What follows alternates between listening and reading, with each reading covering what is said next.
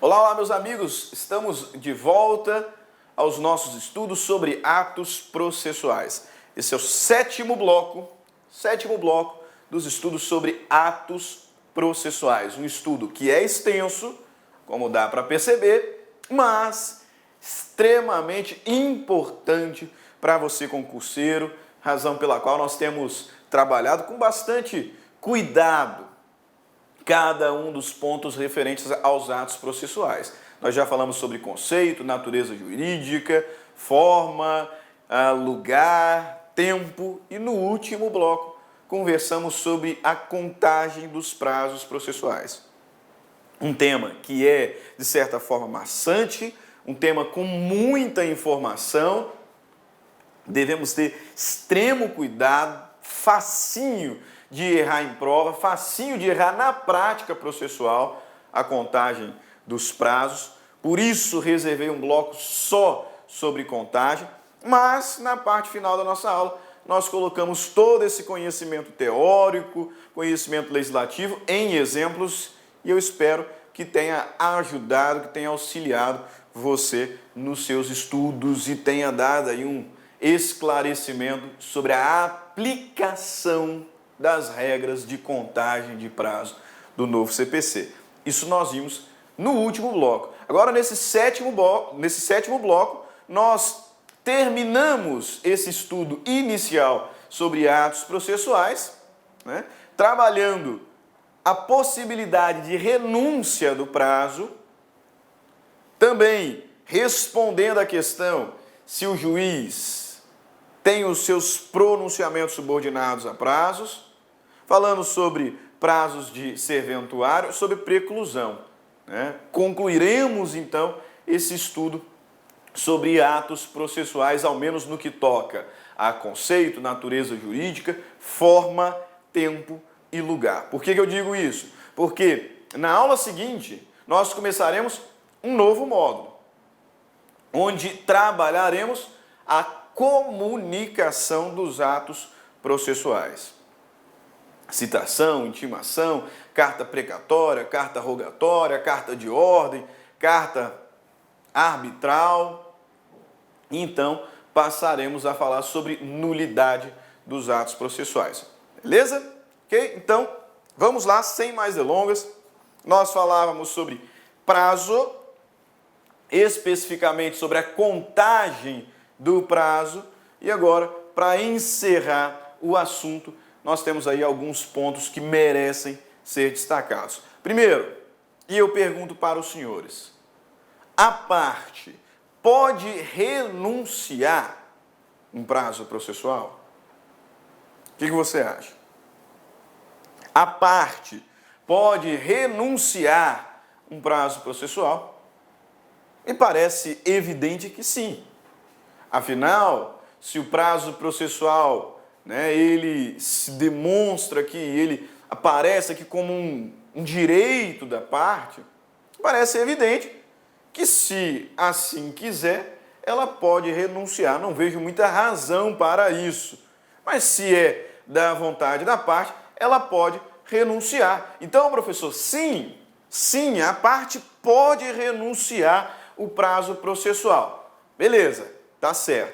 Mas não vá com muita sede ao pote, não vá com muita pressa, porque aqui no Código de Processo Civil, a renúncia do prazo depende do preenchimento de alguns requisitos, depende do preenchimento de alguns pressupostos, e são esses pressupostos que eu quero identificar com os senhores aqui no artigo 225 do novo Código de Processo Civil. Ok? Me parece óbvio, e eu tenho certeza que você respondeu nesse sentido. A parte pode renunciar um prazo processual. O que nós precisamos destacar, com base aqui no artigo 225, são os pressupostos essenciais para esse ato jurídico, para essa manifestação de vontade. Ok? Então, olha lá o texto legislativo. Artigo 225 do novo CPC, o legislador nos diz o seguinte: a parte poderá renunciar ao prazo estabelecido, primeiro requisito, exclusivamente em seu favor. A parte poderá renunciar ao prazo estabelecido exclusivamente em seu favor. É certo que a parte pode renunciar a um prazo processual, mas observe, desde que esse prazo seja exclusivamente para ela. Desde que esse prazo seja exclusivo para ela, que está manifestando a vontade no sentido de renunciá-lo. Então, a parte pode renunciar ao prazo estabelecido exclusivamente a seu favor, em seu favor. Esse é o nosso primeiro requisito para a renúncia. Segundo requisito, logo depois da vírgula, desde que o faça de maneira expressa. Desde que o faça de maneira expressa. Esse aqui é o típico detalhe que eu costumo dizer. Aquele que derruba quem está estudando. É isso mesmo. Tem alguns temas, né, que se a pessoa não está estudando, ela não tem como acertar, porque são temas bastante específicos, né? Só se for muito sortudo mesmo, for bom de chute para acertar, porque são temas específicos e que depende de conhecimento. Mas na nossa estrutura de estudo para concurso público, existem alguns pontos que eu não gosto muito, mas sim temos que fazer, precisam ser decorados. Porque são pontos que mesmo que você saiba o tema, mesmo que você esteja afiado no assunto, tenha conhecimento, tem uns detalhes ali que, se forem esquecidos, certamente te derrubará. Certamente. E um desses detalhes é exatamente o que aparece aqui, né? Veja bem, a parte pode renunciar ao prazo exclusivamente em seu favor. É razoável isso, é evidente. Só que o legislador completa, dizendo que desde que o faça de maneira expressa. E por que eu digo que esse tipo de informação derruba muita gente? Eu acho até me perdoe a expressão, mas até uma sacanagem da parte das bancas elaboradoras de concurso público, mas eu já vi algumas vezes o enunciado dizer, assim como está aqui, ó, a parte poderá renunciar ao prazo estabelecido exclusivamente em seu favor, podendo fazer de maneira expressa ou tácita. E só que detalhezinho, detalhe bobo, né? E aí aparece lá, podendo fazer de forma expressa ou tácita. Aí você vai lá e marca certo, errado. 2 são os requisitos e precisam ser destacados aí no seu material de estudo e precisam ser destacados na legislação que você utiliza para estudar para o concurso público. A parte pode renunciar ao ato processual? Pode.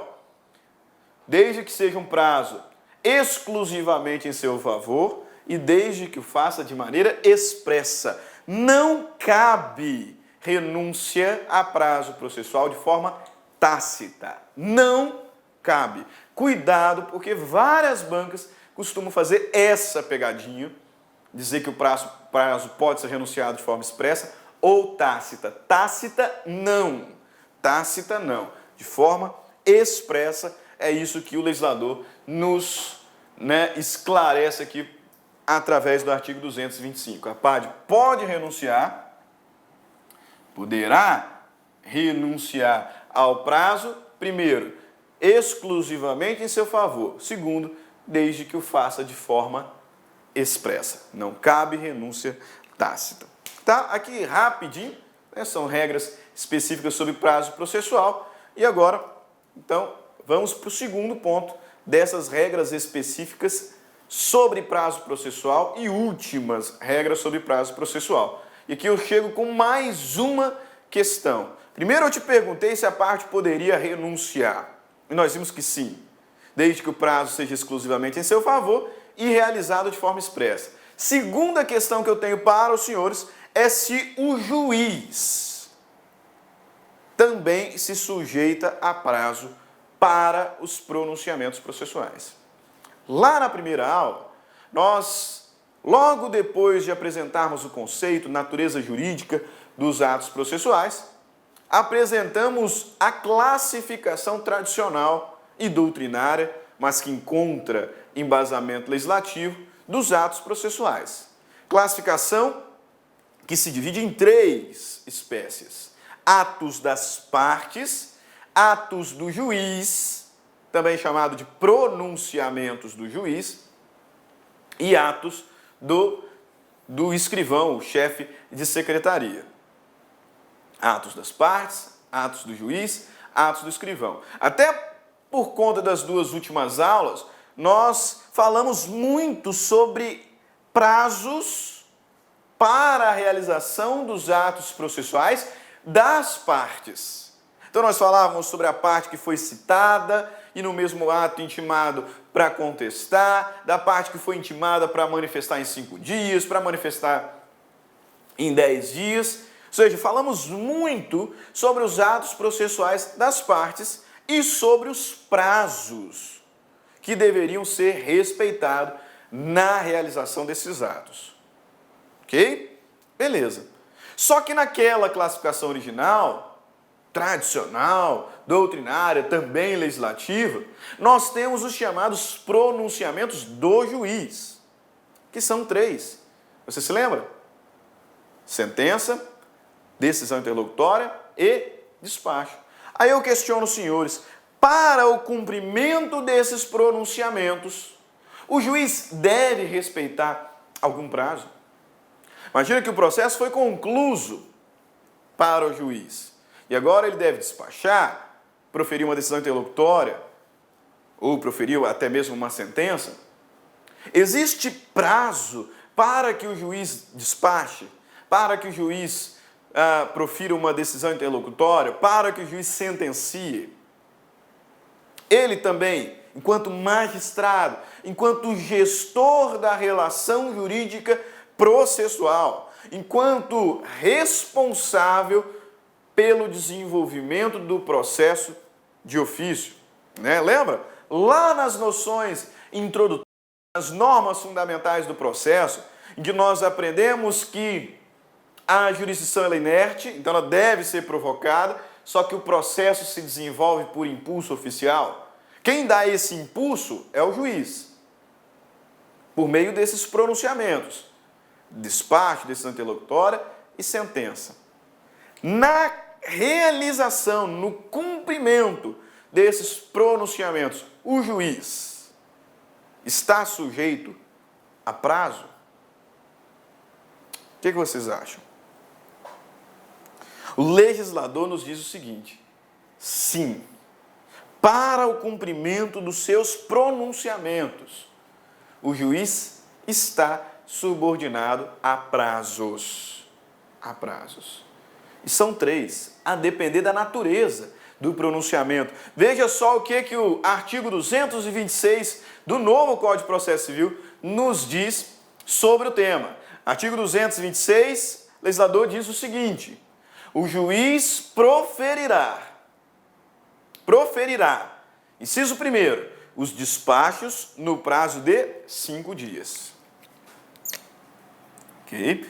Então, despacho, prazo de 5 dias.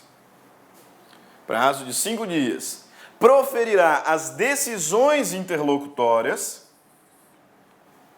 no prazo de 10 dias. E proferirá as sentenças no prazo de 30 dias. Ok? Então, o legislador deixando bem claro aqui a resposta ao questionamento que acabei de fazer. O juiz tem 3 pronunciamentos, 3 espécies de pronunciamento. É óbvio que o juiz realiza diversos outros atos processuais, Ele que gerencia o processo, é ele que vai ditar a organização da audiência, vai ouvir a testemunha, vai interrogar as partes, mas dentro dos atos processuais do juiz existem 3 pronunciamentos: despacho, decisão interlocutória e sentença. E para esses pronunciamentos, o juiz está sujeito a prazos. Para despachar, o juiz está sujeito a prazo de 5 dias. Para proferir decisões interlocutórias, 10 dias. Para proferir sentença, 30 dias. Então, mais uma vez aqui, artigo 226, esses números devem ser decorados, tá? Devem ser decorados, infelizmente.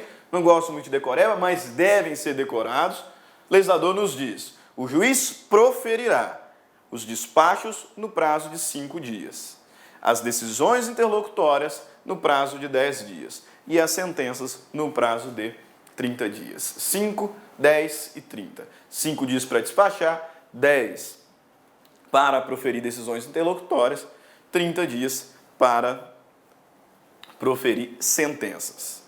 Agora, sabemos que o juiz, com base no que estipula o artigo 226, o juiz está sujeito a prazos processuais para os seus pronunciamentos. 5 dias para despacho, 10 dias para decisão interlocutória, 30 dias para a sentença.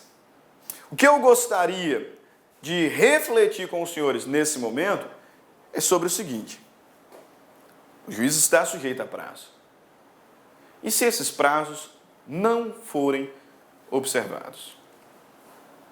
Nós vimos que o juiz tem prazo de 5 dias para despachar, 10 dias para decisão interlocutória, 30 dias para a sentença. E se o juiz não cumprir, se o juiz não observar esses prazos expressamente previstos na lei? Qual a consequência? Tem consequência? Se tem, qual a consequência? Veja bem, aqui tem um detalhe extremamente importante.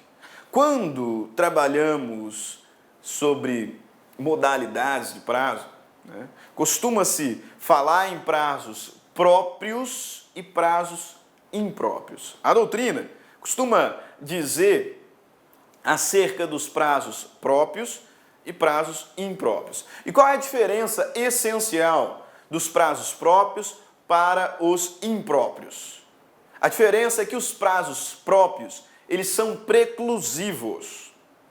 E os prazos impróprios, não, são impreclusivos. Os prazos próprios são aqueles, em regra, aplicáveis às partes. Então, quando eu digo que a parte tem um prazo para uma determinada manifestação, que a parte tem um prazo para contestar, que a parte tem um prazo para cumprir um outro ato processual, esses prazos, em regra, são prazos próprios. O que significa dizer que, se a parte não observar esses prazos, ela se sujeitará à preclusão temporal. Ela não poderá realizar depois. Terá perdido a oportunidade. Dormientibus non succurrit ius. O direito não socorre quem dorme. A parte tinha um prazo para cumprir com aquele ato processual e não o observou. Então ele não poderá realizar o ato agora, intempestivamente, como regra. Por quê? Porque os prazos próprios são preclusivos, ou seja, estão sujeitos à preclusão temporal. Já os prazos impróprios, e destaco que os prazos do juiz são chamados doutrinariamente de impróprios, esses prazos são impreclusivos. Exatamente. Nós estamos aqui identificando que o juiz, para os seus pronunciamentos, ele também está sujeito à observação de prazos legais. Prazo de 5 dias para despachar, 10 dias para proferir decisão interlocutória, 30 dias para sentenciar. Sim, mas esses prazos, notem, são impróprios. Impróprios, ou seja, não estão sujeitos à preclusão. Não estão sujeitos à preclusão. Noutras palavras, se esse prazo for inobservado, ainda assim o juiz estará obrigado ao cumprimento daquele ato processual, ao pronunciamento daquele ato processual, despacho, decisão interlocutória e sentença. E quando falamos isso, aí sim, me parece e se transforma em razoável a ideia de que os prazos do juiz realmente devem ser impróprios. Porque imagina, se esses prazos que nós identificamos fossem próprios e, portanto, preclusivos, com devido respeito, muitos juízes não sentenciariam mais. Ah, precluiu, passou os 30 dias, então não vou mais dar aquela sentença, não vou mais proferir aquela sentença.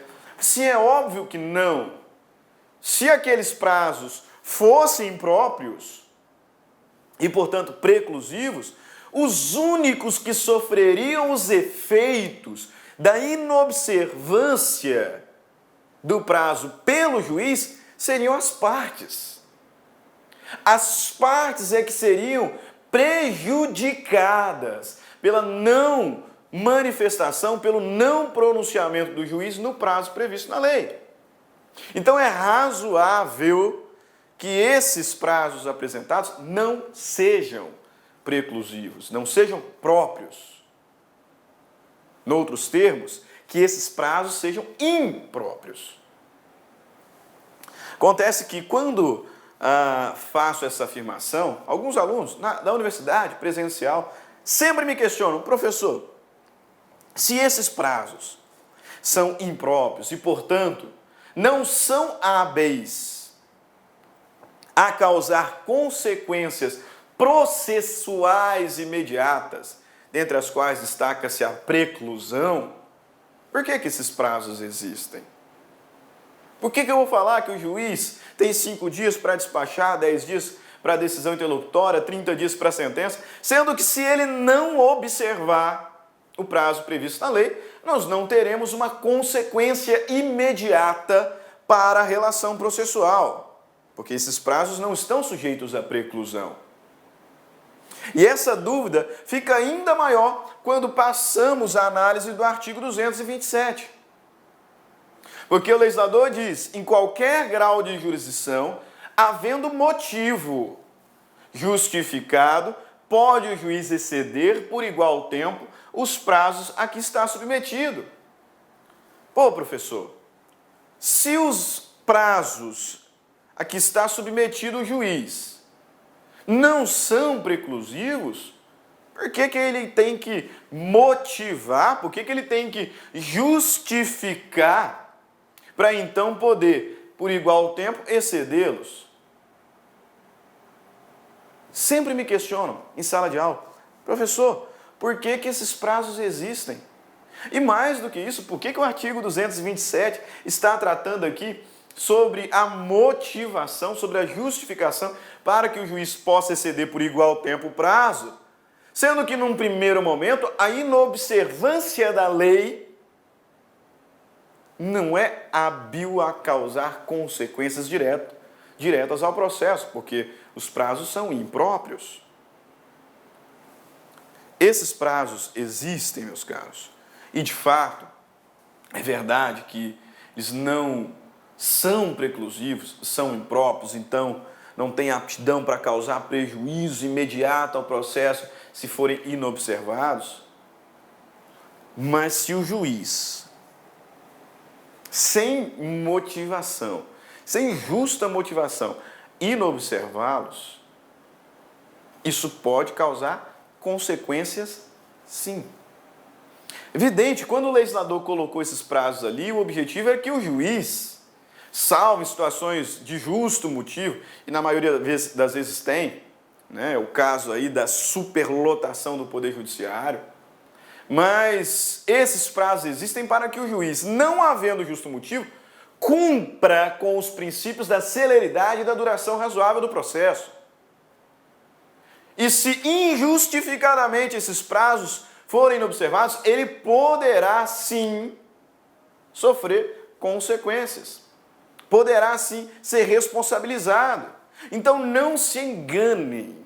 Não se enganem. Não é porque esses prazos são impróprios que eles são irrelevantes de forma alguma. Primeiro, a existência prazos é fundamental para a efetividade aos princípios da celeridade e da duração razoável do processo. E mais, o fato de ser impróprio não significa que o juiz pode injustificadamente inobservá-los.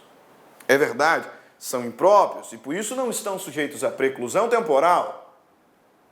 Mas se injustificadamente o juiz inobservar, isso pode sim implicar consequências para ele, juiz, não para o processo, porque prejudicaria apenas as partes, mas para ele, juiz, pode sim. Pode sim.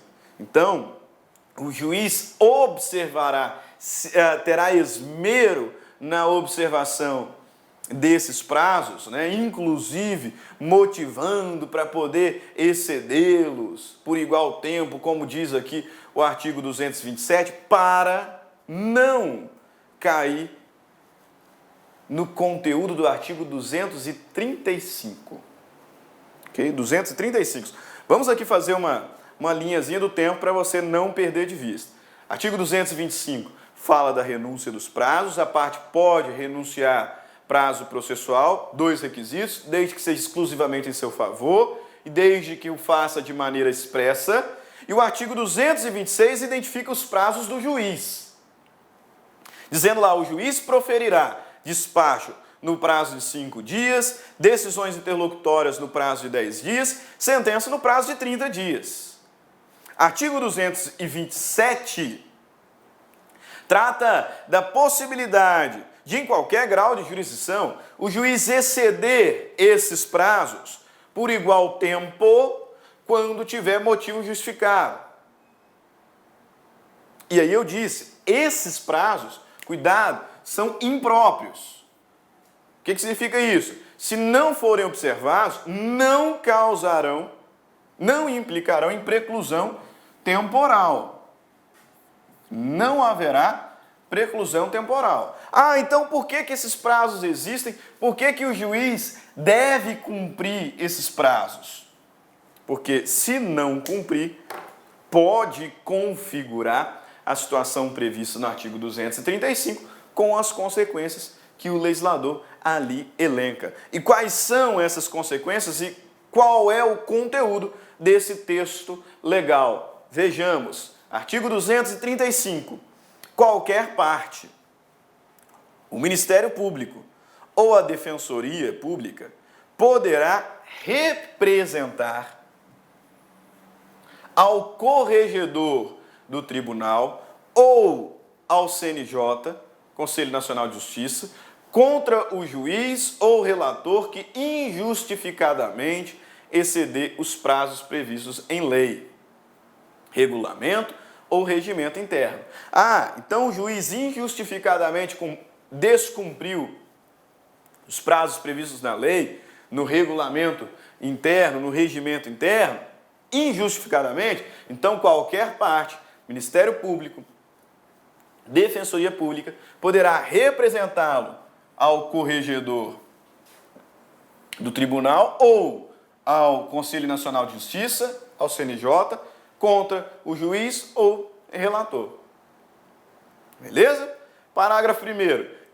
É que é o trâmite dessa representação. Distribuída a representação ao órgão competente, corregedor do tribunal, Conselho Nacional de Justiça, e ouvido previamente o juiz, princípio do contraditório, evidente, o juiz será ouvido, não sendo caso de arquivamento liminar, será instaurado procedimento para a apuração da responsabilidade com intimação do representado por meio eletrônico para querendo apresentar justificativa no prazo. Novamente aqui, observância do princípio do contraditório, 15 dias. Então vai dar, sim, aí ampla defesa ao magistrado para justificar a inobservância do prazo previsto na lei. Beleza? Então, ali a razão. Segue o parágrafo 2º, né, destrinchando e identificando mais informações sobre o procedimento. Veja lá. Sem prejuízo das sanções administrativas cabíveis em até 48 horas, após a apresentação ou não da justificativa de que trata o parágrafo 1º, se for o caso, o corregedor do tribunal ou relator do CNJ determinará a intimação do representado por meio eletrônico para que em 10 dias pratique o ato. Então, sem prejuízo das sanções administrativas cabíveis, em até 48 horas após a apresentação ou não da justificativa de que trata o parágrafo 1º, se for o caso, corregedor do tribunal, relator do CNJ, determinará a intimação do representado por meio eletrônico para que em 10 dias pratique o ato. Mantida a inércia, então, apresentou a justificativa, foi devidamente notificado,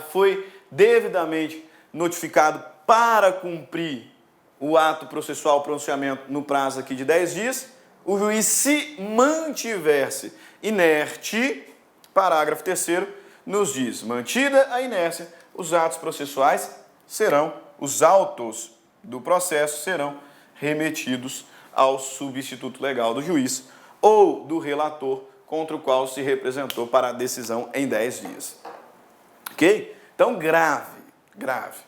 O juiz também está subordinado a prazos processuais. O juiz também está sujeito a prazos processuais na realização dos seus pronunciamentos. 5 dias para despacho, 10 dias para decisão interlocutória, 30 dias para sentença. Esses prazos são impróprios, ou seja, não são preclusivos. Só que se o juiz injustificadamente inobservá-los, a parte, Ministério Público, Defensoria Pública, poderá representá-lo junto ao corregedor do tribunal ou ao CNJ para o procedimento previsto aqui no artigo 235. Então é por isso que ele vai se esmerar em cumprir, ou deveria, se esmerar em cumprir o prazo previsto na lei. Agora, é evidente que na prática processual, poucas vezes observamos o cumprimento desses prazos. E tem justificativa? Tem. Superlotação do Poder Judiciário. Quer justificativa maior?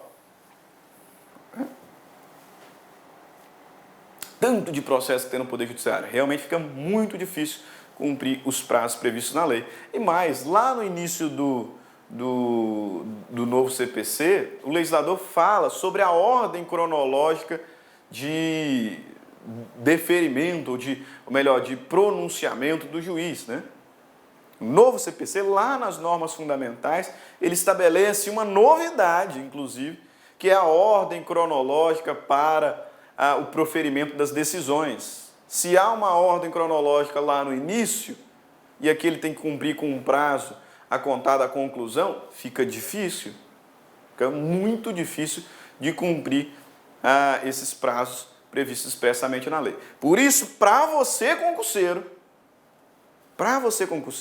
note, o juiz tem prazos. 5 dias para despacho, 10 dias para decisão interlocutória, 30 dias para sentença. São prazos impróprios, ou seja, não estão sujeitos à preclusão.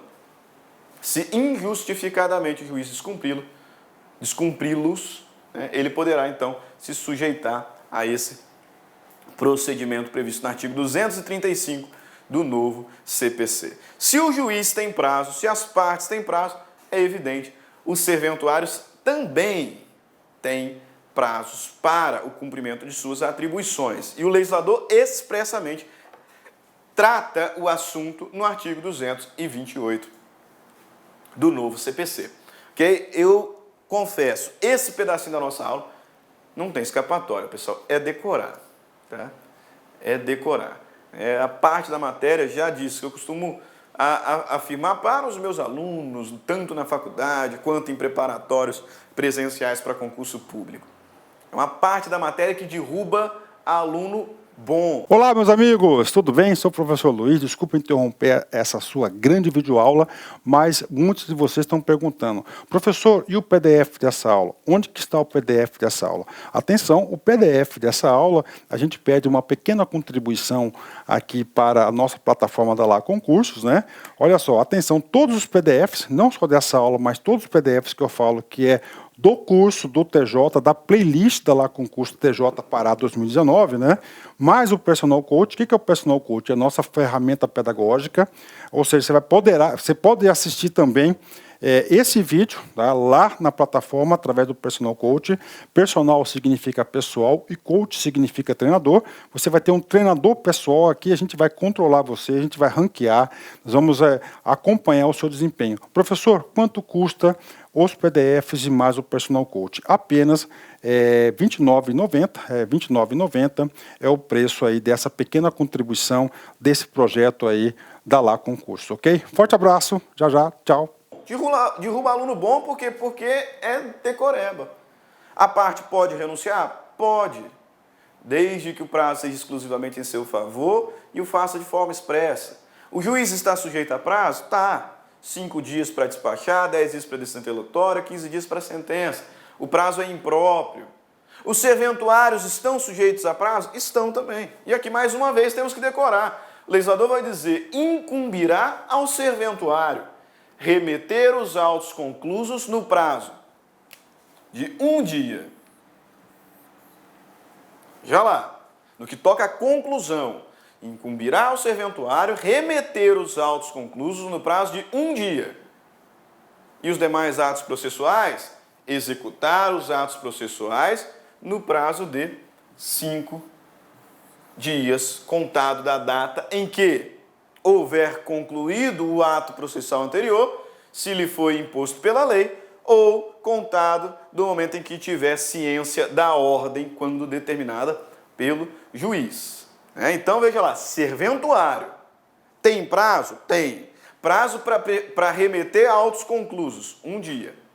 Prazo para o cumprimento dos demais atos processuais, 5 dias. 5 dias contado a partir de quando, professor? Se é um ato processual previsto na lei, 5 dias após a conclusão do ato processual anterior. Se é um prazo determinado pelo juiz, 5 dias a contar de quando tiver ciência da ordem da determinação proferida pelo magistrado. 1 dia, 5 dias. Mais uma vez, decoreba. A parte pode renunciar ao prazo processual? Pode, desde que seja exclusivamente a seu favor e de forma expressa. O juiz tem prazo? Tem. 5 dias para despachar, 10 dias para decisão interlocutória, 30 dias para sentenciar. 5 despacho, 10 decisão interlocutória, 30 dias sentença. Prazo é impróprio, portanto não preclusivo, mas se injustificadamente foi inobservado, o juiz pode ser representado junto ao corregedor do tribunal ou ao CNJ. Serventuário tem prazo? Tem. 1 dia para remeter os autos conclusos, 5 dias para executar os demais atos processuais, contados de quando houver concluído o ato processual anterior, se lhe foi imposto pela lei, ou contado a partir de quando tiver ciência da ordem, quando determinado pelo juiz. E da mesma forma, os atos processuais, ou melhor, os prazos processuais dos serventuários também são impróprios. E sendo impróprios, não preclusivos. Aí então o serventuário pode ficar lá tranquilão, pá. Na hora que der ele faz, porque se cumprir, se não cumprir, não faz diferença nenhuma. É evidente que não. Se o prazo impróprio do juiz foi injustificadamente inobservado, ele está sujeito à representação. Da mesma forma, o serventuário. O legislador vai dizer para nós ali sobre os efeitos do descumprimento injustificado do prazo que a lei estabelece ao serventuário. Artigo 233. Incumbe ao juiz verificar se o serventuário excedeu, sem motivo legítimo, os prazos estabelecidos em lei. Então, é tarefa do juiz, é atribuição do juiz fazer essa fiscalização, verificar se os serventuários, injustificadamente, estão excedendo os prazos previstos na lei. Constatada a falta, o juiz ordenará a instauração de PAD, de processo administrativo, na forma prevista na lei. Então, incumbe ao juiz verificar, então essa função de fiscalizador, se o serventuário excedeu injustificadamente, sem motivo legítimo, os prazos previstos na lei. Constatada a falta, o juiz deve determinar a instauração de PAD, determinar a instauração de processo administrativo. Se o juiz não fizer isso, se o juiz não cumprir com essa atribuição, nada impede que qualquer das partes, Ministério Público ou Defensoria, represente o serventuário ao juiz. Então, Ministério Público, partes, Defensoria Pública, estão autorizados a representar o serventuário ao juiz representar o juiz contra o serventuário que injustificadamente exceder os prazos previstos na lei. Beleza? Para que o juiz, se entender necessário, providencie a instauração do PAD, do processo administrativo nos termos da lei. Ok? Beleza. Chegamos à parte final dessa aula falando sobre preclusão. Se os outros temas são aí bastante decoreba daquilo que está previsto na lei, preclusão é um tema eminentemente doutrinário. Okay? É um tema realmente doutrinário. A gente não vê lá no CPC um capítulo falando só sobre preclusão. Não. A gente não encontra um capítulo falando só sobre preclusão. Ela está espalhada CPC afora. É um tema notadamente doutrinário, mas um tema extremamente importante. Por isso eu gostaria de compartilhar com os senhores nesse momento. Primeiro, o que é preclusão? Nós vimos que os atos processuais das partes, especificamente, estão sujeitos a prazos próprios. Isso significa que, se os atos não forem realizados no prazo previsto na lei, a parte não poderá realizá-los a posteriori. Essa aqui é uma espécie de preclusão, que nós chamamos de preclusão temporal. Mas tal exemplo já serve para nos identificar o conceito de preclusão. O que é preclusão? Preclusão é o fenômeno processual por meio do qual a parte perde a prerrogativa de realizar determinado ato processual. O que é preclusão? Preclusão é um fenômeno processual através do qual a parte perde a prerrogativa de realizar determinado ato processual. E perde essa prerrogativa por quê? Porque o prazo já se exauriu, porque realizou um outro ato processual que é incompatível com este agora, ou porque já cumpriu o ato anteriormente. Então, preclusão, tema doutrinário, mas que tem aí várias repercussões na lei processual e extremamente importante. E o primeiro passo é saber o que é preclusão. O que é preclusão? Preclusão é a perda, é o fenômeno que culmina na perda da prerrogativa de realização de determinado ato processual. É o que aponto aqui. Primeiro, os atos processuais, via de regra, são prazos próprios. Portanto, prazos que estão sujeitos a consequências processuais diretas. Dentre elas, a preclusão. Entende-se por preclusão, ou entende-se a preclusão como fenômeno processual que culmina na perda, extinção, consumação da prerrogativa de praticar um ato processual. Por isso faço questão de trazer para a nossa reflexão aqui uma lição do mestre processualista Eupídio Donizete.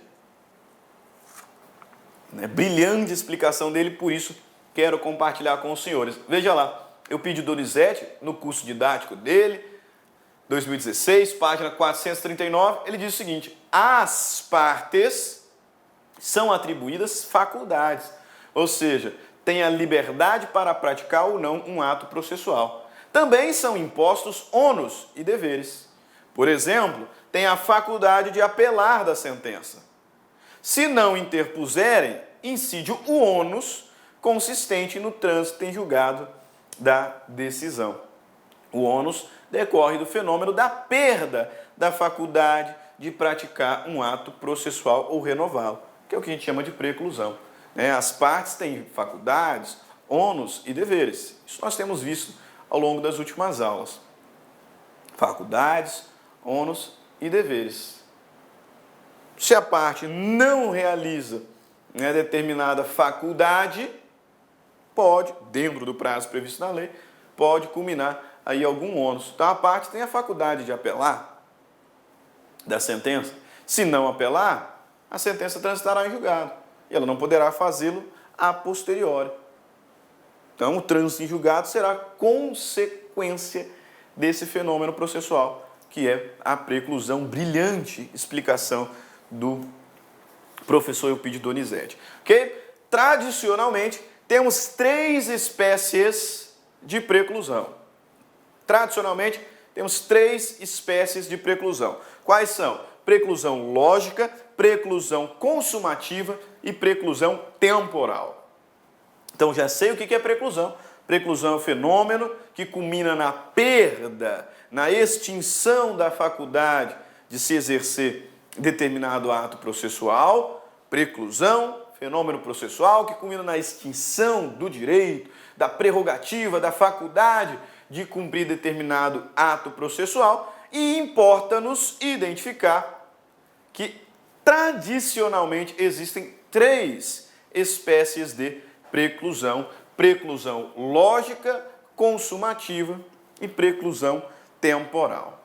Primeiro, preclusão lógica. O que é essa tal preclusão lógica?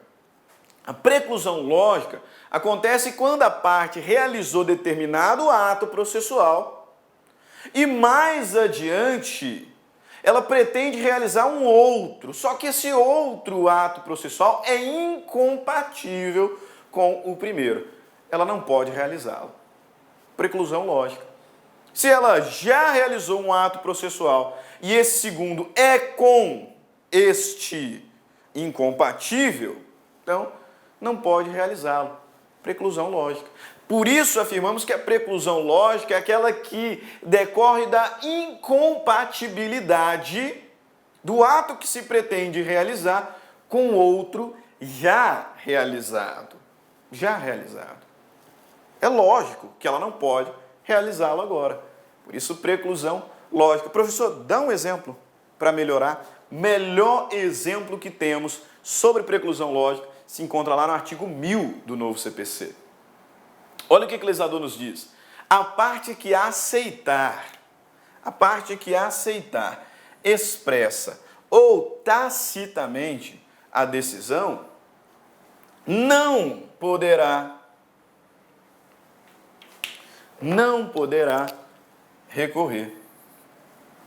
Por quê? Porque é incompatível, é ilógico. Se a parte aceitou a decisão, se a parte aceitou, expressa ou tacitamente a decisão, é evidente, ela não pode recorrer, ué. E só como é que é incompatível? Se ela realizou um ato processual, se ela se manifestou no sentido de aceitar a decisão, agora ela não pode recorrer. Preclusão lógica. É incompatível. Se ela aceitou, vai recorrer? Mas não faz sentido. A ideia de recorrer de uma decisão, o fundamento de um recurso é a insatisfação, é a discordância, é a rejeição da decisão que foi proferida. Se uma decisão foi proferida e eu não concordo com ela, eu vou recorrer. Agora, eu aceitei a decisão e recorro? Não posso. Preclusão lógica é o que o caput do artigo 1000 nos traz. A parte que aceitar expressa ou tacitamente a decisão não poderá recorrer. É lógico que não possa recorrer. E complementa o parágrafo único dizendo: considera-se aceitação tácita a prática sem nenhuma reserva de ato incompatível com a vontade de recorrer. Então imagina que o indivíduo foi condenado, né, a pagar determinado valor e ele paga. Agora recorre? Não. Incompatível. Aceitou tacitamente a decisão. O seu direito de recorrer precluiu logicamente. Ok? Segunda espécie de preclusão é a chamada preclusão consumativa. E muitos acabam confundindo a preclusão consumativa com a lógica. Mas não dá para acontecer isso. Por quê? Entendam. Na preclusão lógica, a parte realizou um ato processual. Agora ela quer realizar um outro que é incompatível. Não pode. Não pode.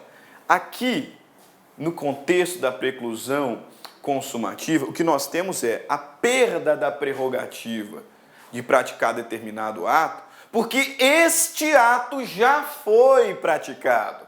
Pegou a diferença? Na preclusão lógica, eu tenho dois atos distintos e o segundo é incompatível com o primeiro. Por isso ele não pode ser realizado. Aqui na preclusão consumativa, o ato já foi praticado. Por isso é que ele não pode ser praticado agora. Não me interessa se ele foi bem ou mal praticado. Ele já foi praticado. Portanto, não pode agora ser realizado, ainda que esteja dentro do prazo previsto na lei. Então, a parte já contestou. A parte já contestou. Ainda falta 2 dias para exaurir o prazo de 15 dias previsto na lei. Então, vou fazer lá algumas modificações. Não pode. Já contestou. O direito de contestar precluiu consumativamente. Isso que chamamos, então, de preclusão consumativa. Aquela que ocorre quando o ato processual já foi praticado e, por isso, não pode ser repetido. Em regra, ato processual só pode ser realizado uma vez. E sendo consumado, não poderá ser realizado novamente. Observe, não importa se bem ou mal. Uma vez praticado, não será possível realizá-lo novamente, nem complementá-lo ou emendá-lo. Preclusão consumativa. Notem, portanto, a diferença da preclusão lógica para a consumativa. E a preclusão temporal? A preclusão temporal é a que mais nos interessa para aquilo que estamos estudando, que é prazo. Quando afirmamos que os prazos estabelecidos para os atos das partes são próprios, isso significa que eles são preclusivos, o que queremos afirmar é que os atos das partes estão sujeitos à preclusão temporal. A parte tem um prazo para realizar aquele ato. Se não realizar no prazo estabelecido, então teremos a preclusão temporal, a perda do direito de praticá-lo. Por quê? Porque não foi praticado no tempo determinado. Por isso, preclusão temporal. Preclusão temporal, aquela que ocorre quando a parte deixa de cumprir o ato processual. Por isso que, popularmente, falamos o quê? Ela decorre da inércia.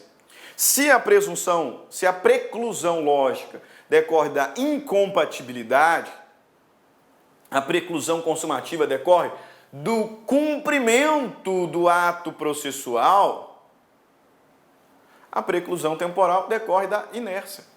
A parte teve o prazo para realizar aquele ato e não realizou. Agora, não poderá, pois, realizá-lo. Perdeu o direito em razão do tempo. Interessante que a perda de um direito por tempo, né? Aqui no direito processual a gente atribui o nome de preclusão. Lá no direito material, prescrição. Então é interessante fazer esse jogo de ideias quando estudamos paralelamente direito civil material, direito civil processual. Só que assim como eu fiz lá com o Eupídio Donizete, faço questão de compartilhar uma lição preciosa do mestre Daniel Amorim Assunção Neves, né, no seu manual brilhante, na minha visão, um dos melhores manuais de processo civil atualmente, o manual do Daniel Amorim Assunção Neves, e aqui ele dá um verdadeiro show, por isso resolvi destacá-lo para os nossos estudos. Veja lá, diz-se preclusão temporal quando o ato não puder ser praticado em virtude de ter decorrido o prazo previsto para sua prática sem a manifestação da parte. Ao deixar a parte interessada de realizar o ato processual dentro do prazo previsto, ele não mais poderá ser realizado, já que extemporâneo, preclusão temporal. Essa preclusão expressamente aparece no CPC, no contexto que nós estamos estudando. Olha aqui, ó, artigo 223 do novo CPC, o legislador diz: decorrido o prazo, extingue-se o direito de praticar ou emendar o ato processual. Preclusão temporal. Decorrido o prazo, extingue-se o direito de praticar ou de emendar o ato processual, independentemente de declaração judicial. Essa regra é absoluta? Não. Existe exceção, é evidente. E o legislador destaca, ficando assegurado, porém, a parte provar que não o realizou por justa causa. Então, se a parte não realizar o ato processual no prazo, ela perde o direito, preclusão temporal, mas é evidente, tem a possibilidade de demonstrar que não observou o prazo por justa causa. O que seria essa justa causa, professor? Parágrafo 1º. Considera-se justa causa o evento alheio à vontade da parte e que a impediu de praticar o ato por si ou por mandatário. Parágrafo 2º. Verificada a justa causa, o juiz permitirá à parte a prática do ato no prazo que lhe assinar. Beleza? Vamos ver aqui algumas questões de concurso público em que o tema já foi cobrado, né, para encerrar o nosso encontro sobre prazos processuais. Vejamos. Prova da CESP de 2016. Julgue o item a seguir referente ao processo de conhecimento e ao cumprimento de sentença. Dada a ocorrência de preclusão consumativa, após protocolar a contestação, o réu não poderá apresentar novos argumentos de defesa, mesmo que seja para suscitar a matéria que o juiz deva conhecer de ofício.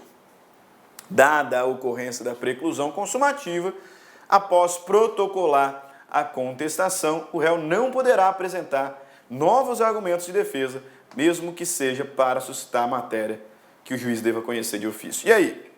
Verdadeiro ou falso? Certo ou errado? Certo? Não. Errado. Ah, professor, pera lá, né? Pera lá, o senhor acabou de explicar o que é a preclusão consumativa. A perda do direito de praticar um ato processual porque ele já foi praticado.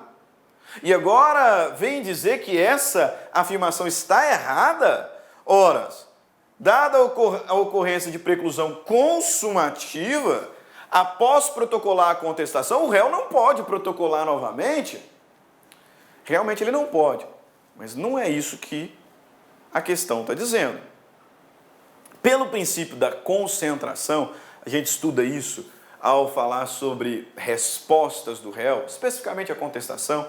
Pelo princípio da concentração, o réu ele deve apresentar toda a matéria de defesa na sua contestação. Porque, em regra, pela preclusão consumativa, ele não pode fazê-lo depois, em regra. Mas existem algumas exceções.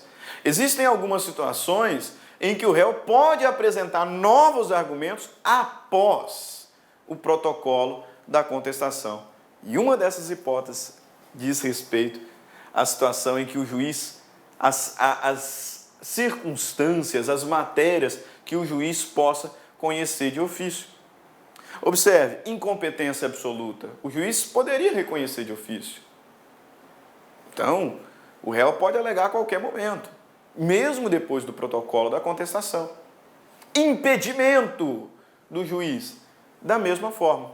Então, de fato, pelo princípio da concentração, o réu ele deve concentrar todos os seus argumentos na contestação, sob pena de preclusão consumativa. Mas existem algumas situações em que o réu pode apresentar novos argumentos após o protocolo da contestação e não haverá que se falar em preclusão consumativa. Sobre o tema, vide artigo 336, 342. Olha lá, ó. Incumbe ao réu alegar na contestação toda a matéria de defesa, expondo as razões de fato e de direito com que impugna o pedido do autor e especificando as provas que pretende produzir.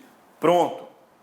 Artigo 342. Depois da contestação, só é lícito ao réu deduzir novas alegações quando relativa a direito ou fato superveniente. Ou seja, o fato aconteceu depois da contestação. Aí é óbvio, não tinha como ele ter concentrado antes. 2. Quando competir ao juiz conhecer delas de ofício, caso da questão.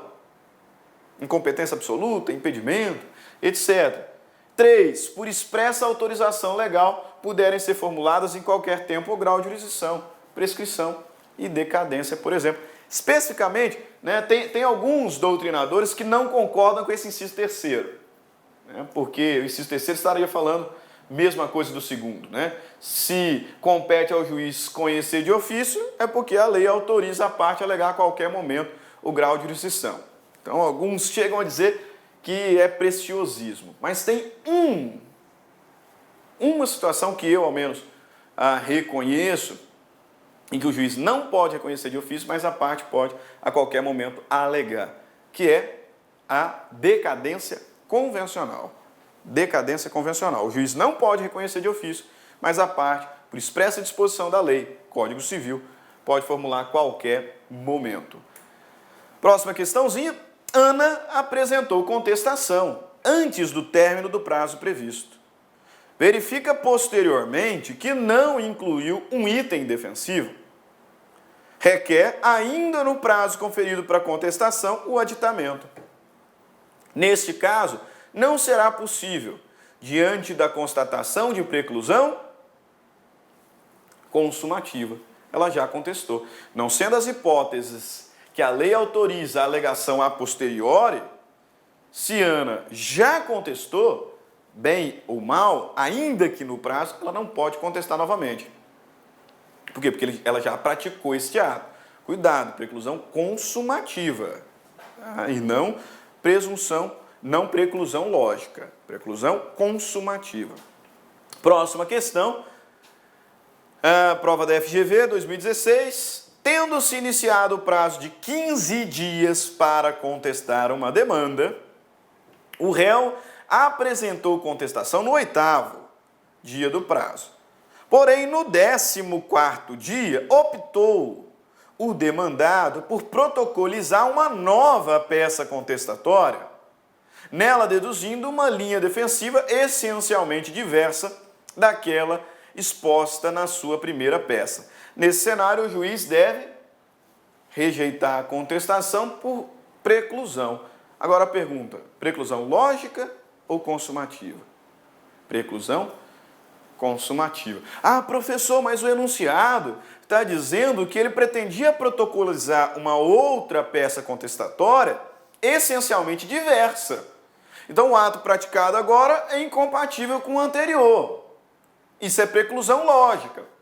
Não. Ele ia praticar o mesmo ato. Preclusão consumativa. A grande diferença da preclusão lógica para a consumativa é essa. Na preclusão lógica, ele realizou um ato e ia realizar um outro diferente e não pode porque é incompatível. Como o caso da parte que aceitou a sentença e agora quer recorrer. Não casa, incompatível. Aqui não, ele já tinha protocolado a contestação, ainda que com argumentos outros e essencialmente distintos da primeira peça protocolada, ele não pode contestar mais, é o mesmo ato. Portanto, nesse cenário, deve o juiz deixar de receber a segunda contestação em razão do instituto da preclusão consumativa. Beleza? Perfeito. Assim a gente conclui o estudo sobre os prazos processuais. Fechamos todo esse caminho com atos, mas não vamos parar de falar dos atos, porque na próxima aula estudaremos a comunicação dos atos processuais, onde falaremos sobre citação, intimação, carta precatória, carta rogatória, carta de ordem, carta arbitral e depois, então, fecharemos o assunto tratando das nulidades. Nulidades, beleza? Ok, ficamos por aqui. Espero te ver em breve na próxima aula. Grande abraço, fiquem todos com Deus. Tchau, tchau. E até a próxima. Minhas amigas, sou o professor Luiz Antônio Carvalho, quero agradecer você que ficou no final da nossa videoaula e dar 3 recados para vocês aí da Lá Concurso, né? O primeiro é o seguinte, o PDF e mais o Personal Coach, que é a nossa grande ferramenta pedagógica para acompanhar e potencializar, acelerar seus estudos por apenas R$ 29,90. Esse é o PDF mais a metodologia, ou seja, você vai assistir os vídeos, os mesmos vídeos, mas aonde? Na nossa plataforma no YouTube, ela é a nossa plataforma do site, ok? Por R$ 29,90. E também, lembrando para vocês que nós estamos preparando uma ultra revisão de véspera de no mínimo 20 horas, tá? Eu coloco no mínimo porque eu tenho certeza que nós iremos aí ultrapassar, né? Essa carga horária de 20 horas do conteúdo focado para o TJ Pará. Essa revisão é 100% baseada em exercício da banca do CESP, né? Que a gente já começou os preparativos dessa nossa super revisão. Começará a ser disponibilizado esse conteúdo a partir do dia 6 de janeiro. E essa super revisão é pay-per-view, tem que ser no site da LAC, por apenas R$ 39,90. E se você quer mandar um recado, conversar com o professor Luiz Antônio, faço um chamamento para vocês que nós temos um programa semanal chamado Concurseiros, que a gente transmite ao vivo, sempre às 19 horas, horário de São Paulo. E o primeiro programa, o programa de estreia, dia 30/10, estarei aqui com vocês. Bacana? Então, forte abraço com vocês e até a próxima aula, se Deus quiser. Tchau, tchau. Fui!